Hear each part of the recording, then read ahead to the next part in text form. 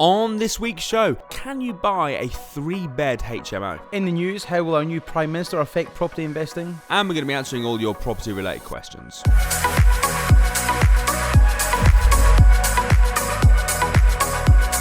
Welcome to the Property Investors Podcast. Thanks so much for tuning in. Make sure you subscribe so you never miss an upload. You can catch us on Apple Podcasts, Spotify, and YouTube. Enjoy this week's show and don't forget to share it with all your friends. Hi, I'm Russell Leeds. I'm Alistair Cunningham. And welcome to this week's Property Investors Podcast. We've got so much going on right now. It's so busy. It's just absolutely insane. We could do a podcast just talking about what we've been up to this week. We're obviously both moving house. We'll save that. I saw that when we did the Facebook Live, you sort of positioned your Porsche keys. Oh, there she is. The Porsche is here.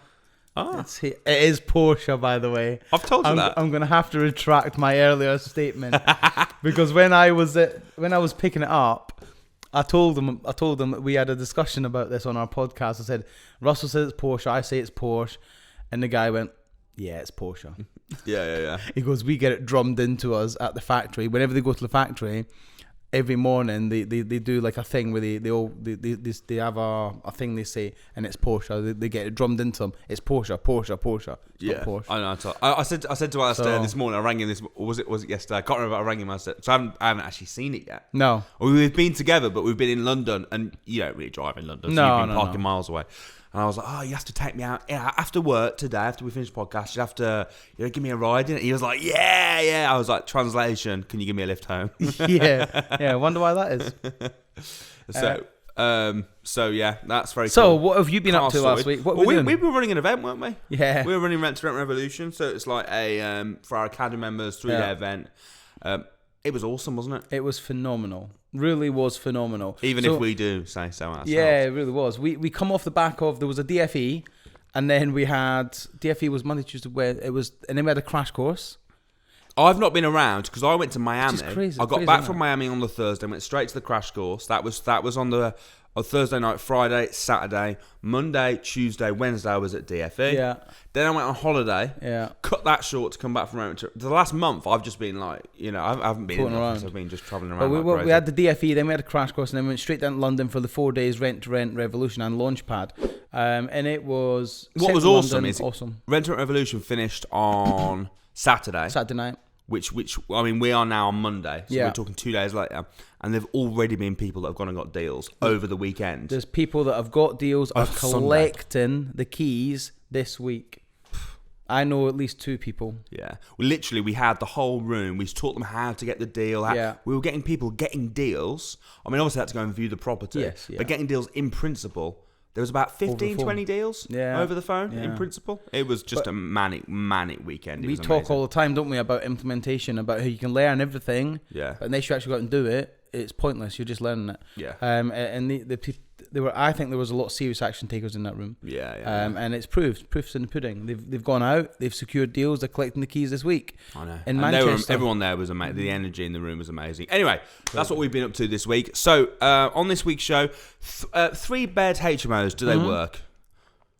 I know there's some people make them work, but I think it depends where it is, and I think in general I would say no. But I know there is some people that make them work. See, on the eviction, the first 2 challenges, one of those was a 3-bed HMO. Was it? Yeah, I wasn't aware of that. Yeah, I thought they were all 4-bed. No, your one was a 4. The one I had was a 3. What was it? Was that profitable? Yeah, decent. The thing is, the reason when I'm saying it might not work as well, is because it's if you have a void, if you have an extended void period. So if it's in an area where there's very few voids, i.e., like the property, if it fills up, if it becomes void, it gets filled up very quickly. Then I wouldn't say it's much of a worry. But anyway, if you have voids, I mean, does single lets work? But what I mean, if you have a void? What I mean, I know that. But what I mean is, if you've got a 4-bed and you have 1 void, you've still got 3 rooms paying rent. Yeah, but if you have a single let, you have 1 void, you've got no rooms. Yeah, but we're not talking single lets. We're talking HMOs. Single lets, HMOs, different. You're talking to different clientele, different customer base completely. And like certainly, Samuel's always said two rooms, pay the bills and the rents and the mortgages, and then the other 2 rooms are profit. So if you've only got 3 rooms and you have 1 void, you're not making much money there, are you? Whereas if you've got 4 rooms and 1 void, you've still got that extra room paying you money. So I think it can work, because I know people are doing it.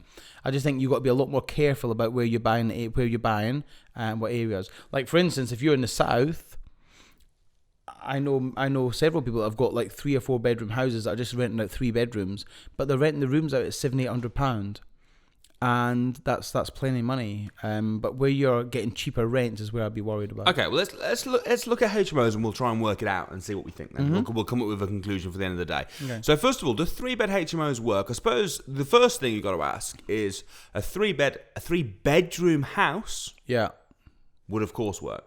Yes, absolutely. Because a 3-bedroom house would be a 4-bed HMO. Yeah. What? Not necessarily. Not necessarily. As long as it's got adequate communals and space like that. So it has to have 2 receptions. All right. So what do we need? What, for a 3-bed HMO? No, for just so we're all on the same page. What do you need for a HMO? First of all, you got the minimum room sizes. Minimum room sizes 70 square meters. 70 square meters, that's huge. These rooms, honestly, the standards today, 70 square meters, it's literally bigger than my room. Little palaces. Bigger than a house. 70 square feet, and it has to have, obviously, a communal if the rooms are under 100 square feet. So you need generally a building that's got 2 reception rooms, or a massive kitchen diner where you can have, like a really extended kitchen diner where you can have half of it as a communal, half of it as a kitchen. So like that, but like for instance, so technically, if you had a 3-bed HMO, it could technically be a 2-bed house. Yeah, it could be. Yeah, so it'd be cheaper to buy. Well, much cheaper to rent. If you're doing it on rent to rent, absolutely. You could, absolutely, yeah. As long as the numbers, like, you've got to look at every deal at a time. You can't just say as a blanket it does not work or it won't work. But I think if you're going to do it, you've got to be super, super careful that the numbers stack up, and that it's in an area where there probably has good rental demand, like really good rental demand. Because for instance, if you've done it in Hull, I would say no, because the rooms are a little bit slower to rent out in Hull, so you could have void periods longer, and that. I don't know. But isn't it in a way, isn't it easier to rent out than a 4-bed because you've only got to fill 3 rooms, not 4? So as long as all you're doing is renting out 1 room, aren't you? You're not renting out the whole house, are you? So in a HMO, you're looking to rent 1 room at a time. Yeah, that's what I'm saying. But surely that's easier then because you've only got to do it 3 times, so it's like 25% easier. Yeah, I mean, the fact if it's a 3-bed or a 4-bed makes no difference to renting the room out. Well, the other thing you said, let me just kind of point out something else out as well. So you said, let's say you check the area's got to be really good because you might have voids. But let's say you picked an area with a 4-bed and you picked the same area with a 3-bed and it was just as bad.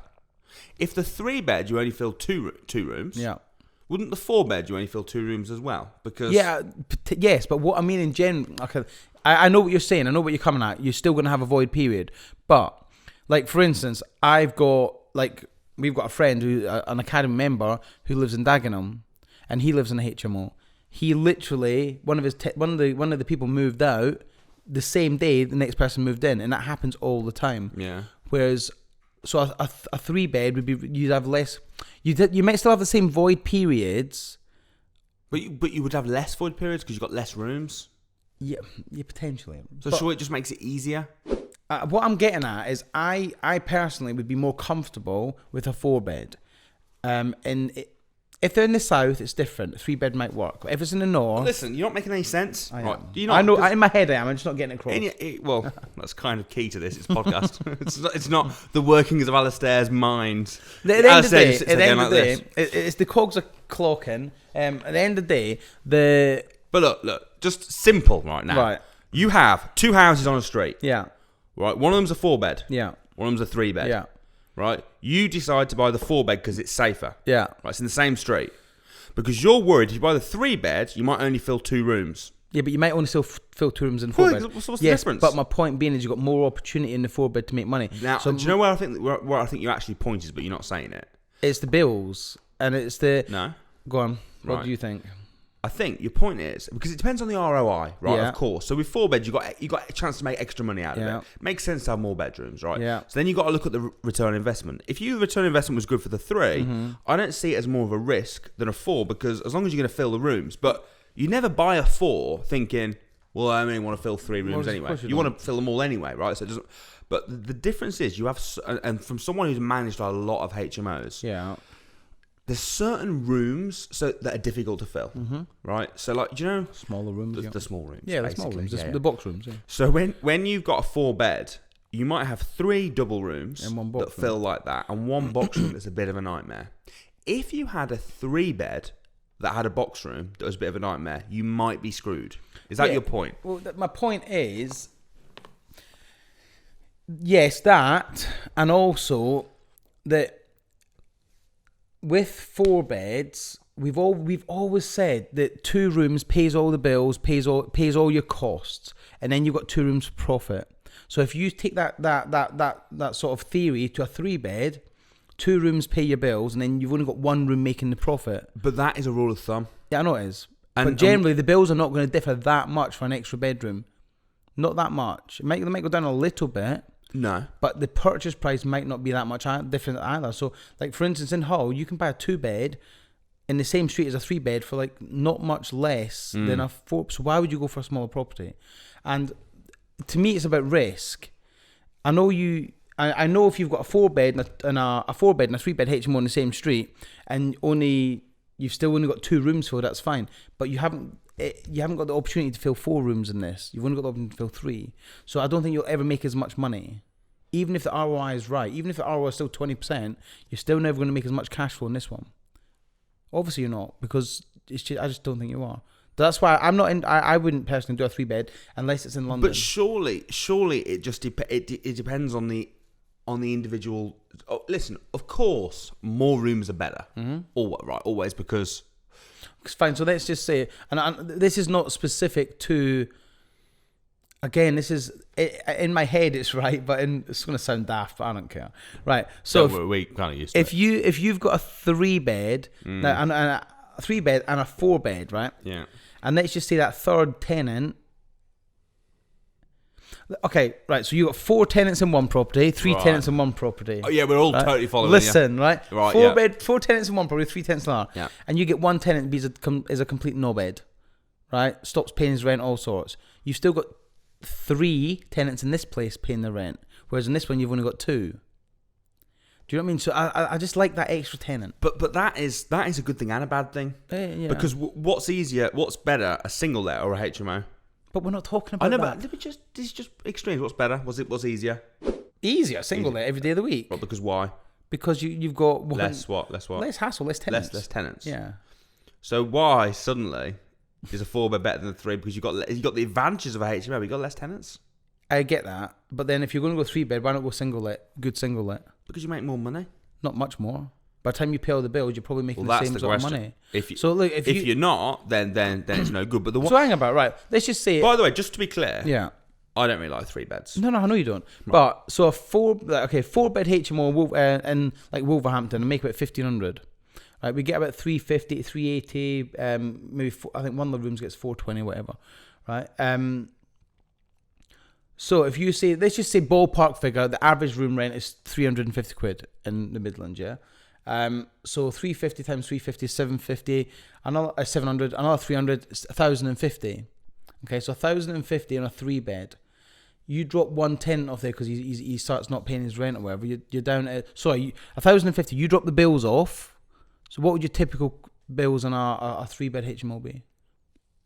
400 quid, 500 quid. By the time you pay mortgage, council tax, all that sort of stuff. It so depends on it. I know it is, but by a rule of thumb, we sort of say 40-45%. Yeah. So let's just say it's 500 quid. You're only left with 500 then. Yeah, but you get a good single let, you could be left with 500. That's what I'm getting at. So if you're going to go 3-bed, why not just go big single let, like a decent single let? I know, but again, it all depends on. I'll give you an example. It's not a blanket. There's not a blanket ruling for this. No. It's a case by case, and it's a case of let's look at every single one as they come. Because I think you made some good points. So badly, but I think you made some good points. They are. I know what's going on in there. They're in your head. They're in your head. Just maybe you can do subtitles. Scottish subtitles. Anyway. Translate the bamblings of Alistair. Basically, in a nutshell, I think 3-bed HMOs suck unless they're in London. So in London, I think I'll do them in London because the room rents are far higher, and you like far higher. What about somewhere like Oxford then? Where you can get really good room rates, Oxford, Cambridge. Like, so for instance, I come back to this house in Dagenham. They're getting like £800 a room, and the property is not. When we were looking in Cambridge, it was like £850 a room. Yeah, the other day we were shocked. Yeah. We were shocked how high it was. But this is my point, though, right? It's all about return on investment. So all your other points, I understand what you're saying, but I think a 3-bed works if it's in the right area. Yeah. It's a little bit more difficult to make work in cheaper areas. Yeah, I think so. But if it's in the right area, and if you get the right house, I think you need to make sure you got all rooms are good. But to be honest, I kind of think that with 4 beds, because it's very easy to say, if you got a box room that doesn't really rent out, well, then that's not a very good house, is it? No, it's not, because you don't want a house that you're struggling to rent one of the rooms. So you want to get a house that all the rooms rent out anyway. Do you know, I was in a HMO like 2 weeks ago. I picked a friend up from there who lives in a HMO, and he showed me his room, and it's like huge.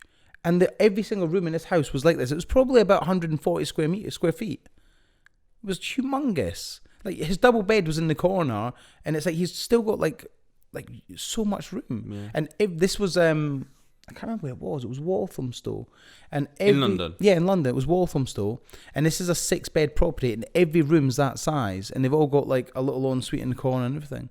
And he pays. I bet he pays north of about 1-2. No.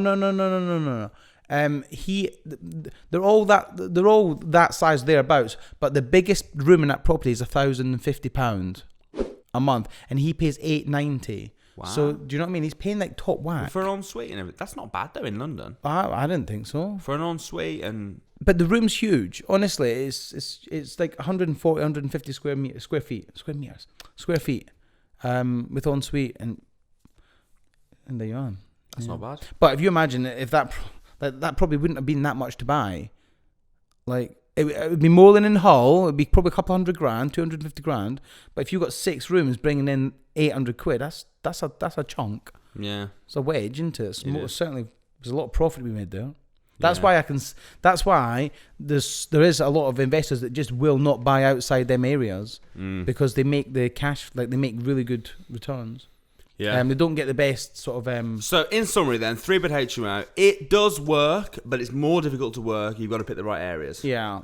Would we go with that? Having said that, the person in Stoke was getting about 20% ROI. Yeah. And in Stoke with a 3-bed HMO, student accommodation. It's because it's just a 2-bed house. They got it for so cheap. It depends on it depends. I mean, he probably in Stoke and he bought it 10 years ago, or whatever. He probably paid like 30 grand for it. No, but I mean, if we bought it off him now, we were looking at buying it, we still would have got a 20% return on investment. Oh, okay. 3-bed HMO. He was getting all right. Fine. No, in Stoke. So it can work. The other alternative, I suppose, would be if you can buy the house very, very cheaply. Yeah.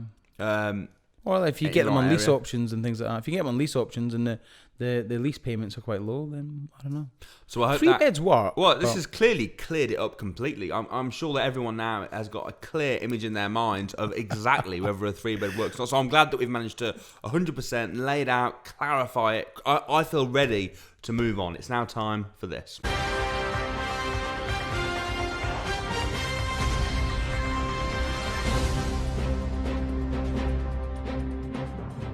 Okay, so in the news, well, there's been one thing that's been in my Facebook feed news recently. Yeah. Quite a lot. And it's all about Boris Johnson. Boris Johnson. Do you know The Rock? Yeah. It's his cousin. Is it? Dwayne Johnson's Rock? No, I don't think so. It's funny, isn't it? Because everyone's Although he did make a statement that it was. Did he? The Rock, yeah. Everyone's got an opinion about it. Everyone, he's got his lovers and he's got his haters, isn't he? Well, I was talking about this at DFE. Yeah. Right, we did the DFE a few weeks ago. I think it was actually the day that he came in. Yeah, it was. And I was scrolling through my Facebook feed, and all it was, oh no, Boris has come in, oh Brexit, oh right, and for me it just annoys me that the negativity, and because listen, I'm openly will admit that I don't follow politics particularly, all the news. Could not give a rip about politics. And the reason that I don't is because I believe, the news and all that crap is just, there's so much negativity about bullshit, it. Yeah. And I don't want that negativity in my life. I agree with you. I was saying the only time I watch the news is when me or Samuel are on it. Or I would if you were on it. Okay. Have you ever been on it? Yeah. Have you? Yeah, I was on it like last week, but you didn't tune in. Were you? No. Ah. I was on the radio the other week. I didn't listen to that either. I would have listened if I'd known. What were you on? BBC Radio Northampton. What were you talking about? Just property and like what I've done. Really? Yeah. Why don't you tell me? I don't like to broadcast. But you're on the you are broadcasting. You're doing a podcast. No, but it was. And B, you're on the radio. That is the definition of broadcast. Yeah, but it's just I've been on it a few times. I went on there when we come back from Uganda, and I've been invited. Do you know I've been invited to speak at lots of radio stations in London? No. After my talk, I gave it the crash course. Well, yeah, I set one of them up. If you remember, I didn't know about that one actually. Okay. Someone else said to me like, "Oh, we want you on the show." I was like, "I haven't got time, but you can have my crappy podcast partner if you want." Yeah. I remember you got invited to speak at an event, and you were like, I think there was like 10 people there, and you were like, yeah, sounds awesome. I'm busy that day, but I can send somebody down. And you're like, hey man, I've got. You come up to me and goes, hey Alistair, I've got this really amazing event for you to speak at. It's about 100, but carry on. Yeah, he goes, I've got this really amazing event for you to go and speak at. He goes, I can't make it, but he goes, I'd love it if you would go there and represent me. You represent me. You represent everything I do. He goes, please go there. And I get there, and there's like fucking 20 people there. He's such an exaggerator. Every time he's one of those people, right? He told me it's like first time he tells us. Every time he tells a story, it increases 10 people till you eventually get to the truth. Oh no! In fairness, but after a talk I'd done at a crash course a few weeks back, I had like loads of people ask me to. How many? 3. 3. Yeah. That's not loads of people. Is it? No, one of them. Listen. One of them is he owns a media company, and he's like very high up, and he's got links to all the radio stations and stuff, and he wants me to go and talk about various subjects. And then I had a lady stand up, and she runs a radio station in Southeast London. She wants me to go and talk on there. How did we get to this from talking about Boris Johnson? But it's just about media and about you said about being if we're not in the news. So me personally, I don't watch the news. No, if you watch, it's just all negative, and you never see anything positive on there. I'd much rather read a book, or listen to an audio book than listen to the news and get, because I'm a big believer in your environment, and you want positive environment, and negativity. It's like ugh, like when you're on Facebook, and the worst is Facebook when you see like those videos of like horrible things. It's like, oh, look at this. He should be hung. Somebody post that? Why do people want to share? I saw the other day like somebody post a load of like people being really cruel to animals and things like that. Why would they post that shit? Well, do you know, on there, a little tip for you, on there, there's a button you can press. I haven't done it for a while because I did it ages ago. It doesn't happen, but you can sort of like press the button, and then you can say, I do not want to see content like this. And it blocks it. I don't want it. It gives me a bad day. Gives me a bad day, yeah, 100%. I'm like, oh. And sometimes it happens to me, and this annoys me, when you're looking at sports news, and you're reading, because I do like football, and I'm reading down the page, and then there's some adverts for other news stories, and just the advert, it's like, and I'm like, oh man. So back to Boris. Yes. Basically, I don't like the news. I don't like politics. I believe. Do you like him? From what I've seen of him, yeah, I think he's a bit of a bumbling idiot, but in a way, but I think that's his persona. Yeah, I like that. Do I like him? Well, I like some of his policies. So here you go. Let me tell you some of these. So one of the things he's planning on doing is scrapping stamp duty. Cool. For any house under £500,000. So as property investors, you lot should all be loving that. I think he's going to be great for property investors. Yeah. I think he's going to be great. He's very big into building lots of new homes. The thing is, right, how really, come on, let's just ask this. Really, how crucial is it if we like the Prime Minister or not? Because he cannot single-handedly pass anything through the Commons. Well, no, it's not like we're under a dictatorship. No, of course we're not. So whatever he puts forward has to go through Westminster. It has to be approved and it has to be voted against. So it doesn't matter if it's Boris Johnson or Russell Leeds. It doesn't matter. Well, that would be pretty cool. Well, maybe, but it doesn't matter. My point being, it don't matter, does it? No, because it's got to all go through Westminster. I think, though, listening to him, I posted a speech of his. I watched it on Facebook about some of this. Like, did you know that there was more houses built? It was either this year or last year. More houses built than in any year for the last 30 years. I didn't know. I think for property investors, I think, and do you know who would be Jeremy Corbyn? I do not want Jeremy Corbyn to get in. But why not? Really? I don't follow politics. I've got no interest in them. I'm not massively interested. You lot might not like this, but I couldn't give a rip. It does not affect my life. No. It does not affect my outcome. Here's the thing, right? I think Boris will make it a bit easier for us. Yeah. I think Jeremy Corbyn will make it a bit harder. But I think either way, you'd be able to invest in property. Successful people will be successful. It doesn't matter who's in power. Yeah. Right? Broke people will find a reason to whinge about and they'll blame the person in power for their brokenness and their lack of success because it's the Prime Minister or the government. Yeah. No, take responsibility. It's your life. You be responsible. I don't care who's in power. No, I'm not too bothered. I'm not too bothered. Bring Donald Trump over. Get him in power. Ouch! That's going to be controversial right now on the. I don't care. Yeah, I know. Donald Trump. He'd be brilliant at running this country. Look what he's done for America. Oh, some thumbs down at that comment, I believe. It's not a popular opinion. It's not a popular opinion. Yeah, well, who cares? Yeah. It's my opinion. I'm entitled to it. Yeah. Sure. No, I agree. But I think Boris is going to be good for property investors. It'd be interesting. Does Donald Trump like Boris Johnson? Yeah. Yeah, okay. Yeah. Well, I mean, Donald Trump has got a funny way of going about stuff sometimes, but you can't argue with some of the results that you can't. So you can't argue with that. But yeah, but more importantly, I think it's about focusing on like what you said, focusing on you, focusing on the stuff that you can control. So the thing is, I could get all bothered about politics, and I could research it and look into it, and what would it really change? Do you know, it's like, I was in London a few weeks back, and there was all these people down there marching, and they were protesting. I can't even remember. It wasn't about politics. What a waste of time. What a waste of their day. Because do they really think... Honestly, it was outside. It was on Parliament Square. I don't even know what they were. I don't know if it was about who's in charge. I don't know. But there was 45 of them just standing there with their placards going, yeah. And I drove past thinking, you saddles. Come on, man. You've stood there all day doing absolutely nothing. Do they really think the person's going to go, you've protested? I tell you what, let's just change that for you. Yeah. Come on. Do you know what I do think? I do think there's certain circumstances where I could do that. If I was really passionate about something, well, maybe not for you, but for me, if I was really passionate about something and it was coming in and I believe... This is the rule. This is the rule you got to do. Okay. You got to take, right? So something happens. Do I like it? Yes or no? Right? If you don't like it, then great. Focus on it. Well, be positive. If you don't like it, then you got to think, okay, can I change it? Yes or no?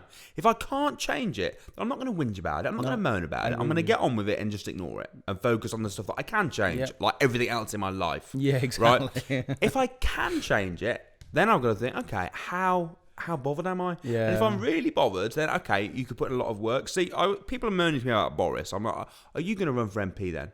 Yeah. What would you do differently? Yeah. Oh, you're not? Okay. Well, then stop. Because the truth is, right, is that unless you're really in the know, we don't know all the ins and outs. The media control what they want us to think anyway. There's always they've always got an agenda. They've always got their, and they're just gonna feed that, and then that's what everyone thinks, and then everyone's, you don't know you don't know. It's like the dude that's at a football match screaming and shouting at the football manager, telling them how to run the football game. And it's like, dude, you sat up there. With a belly like this. Yeah, and come on, man. You're sat up there and you're telling him how to run the football match. Work harder, you idiot. Yeah, it's come on. Get real. I agree. So, rule of thumb, here's the rule. If you can't change it, don't moan about it. Yeah. If you can change it, then decide, is it worth it? And if it is, then do something. If it's not, but you certainly don't moan about it. No, I agree. I completely agree with that. And I think Boris will be good for property investors. So, there you go. There's the good news. Right, it's now time for this.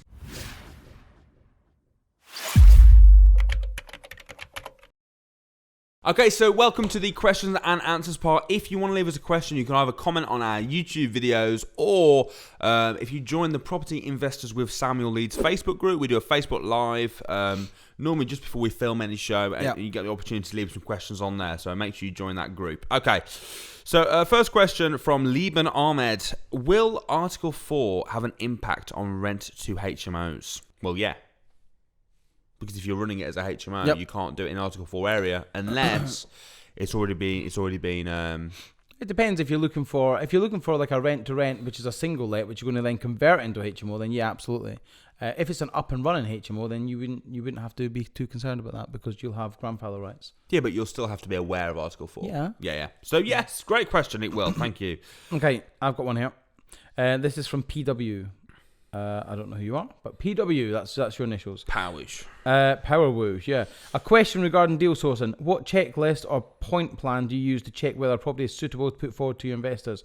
So whenever we go out and do a viewing, we have a 12-page viewing inspection form that we fill out. It just covers, it details every room, room sizes, measurements of doors, measurements of everything basically, where the radiators are, where the power points are, the windows, condition of this, condition of that, condition of the roof, type of boiler, any sort of dates on the boiler, any dates on the electrical boxes. It's like a 12-page document that just goes through every single room, clearly lays out the condition, all that sort of stuff. So we use that. So just perhaps create something, put something together and use that for when you go out and try and pass that on to an investor. So hope that helps. Okay, I've got a question for Alistair from The Road to Financial Freedom. The question is just one word, actually. It's just, okay.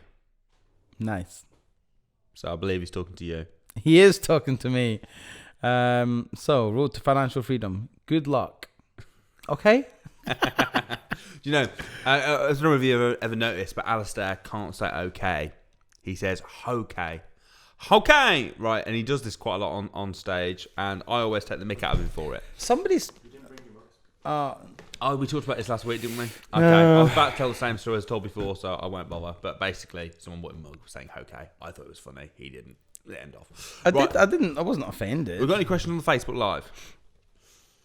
Go on Facebook. Bring us a question from Facebook. Should we just call this dude out? Go on, which dude? That dude there. Yeah, okay, so we've got a question from James. Actually, it is a question as well. Has it ever occurred to you guys that you're a parasite? Thanks, James. Has it ever occurred to you to know the difference between singular and plural? That's a good idea. Maybe you're as thick as you sound. Has it ever occurred to you guys that you're a parasite? Man, listen. That doesn't even make sense. Why would you go to the effort of calling somebody that? If you've got nothing better to do with your life, get a life, and do you think it actually offends us? Do you think we read this and actually care? We don't care. It doesn't affect us in any way, shape, or form. Nick, cut. Right, okay. It's from Ibrahim Said. How do you develop a relationship with estate agents, specifically for rent to rent? How would you go about approaching them, and what would you say to them? I'd say, how are you doing? How you doing? Yeah, I help. Okay. Listen, relationships with estate agents are quite easy. They're very easy. You're dealing with people. But how you doing work?